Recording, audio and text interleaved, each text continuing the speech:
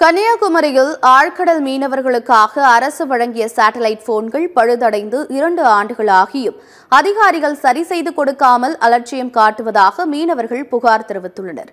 கன்னியாகுமரி மாவட்ட விசைப்படகு மீனவர்களுக்கு அரசு சார்பில் மானிய விலையில் சேட்டலைட் போன்கள் வழங்கப்பட்டன. ஆனால் அரசு சார்பில் வழங்கப்பட்ட 100க்கும் மேற்பட்ட சேட்டலைட் போன்கள் கடந்த சில ஆண்டுகளாக பழுதாகி பயன்படாத நிலையில் உள்ளது. ஆபத்து காலங்களில் உதவும் சேட்டலைட் போன்களை சரி செய்து கொடுக்குமாறு அதிகாரிகளிடம் மீனவர்கள் தொடர்ந்து வலியுறுத்தி வருகின்றனர். ஆனால் 2 ஆண்டுகளாக எதுவும் செய்யாமல் அதிகாரிகள் அலட்சியமாக இருப்பதாக மீனவர்கள் குற்றம் சாட்டியுள்ளனர். எந்த புயல் வந்தாலும் தகவல் கொடுத்து நாங்கள் கரையை வாரது மாதிரி இது எங்களுக்கு பெரிய உதவியாக அமைஞ்சது. தொடர்ந்து இதை நாங்கள் கண்டினியூ பண்ணுறதுக்கு முடியலை. இப்போ ஏன்னா இது இப்போ நிறைய கம்ப்ளைண்ட் ஆகிருக்கு. மனு எழுதி கொடுத்துருக்கோம், எங்கள் ஃபோனு ஒர்க் ஆகலை, வேலை செய்யலை.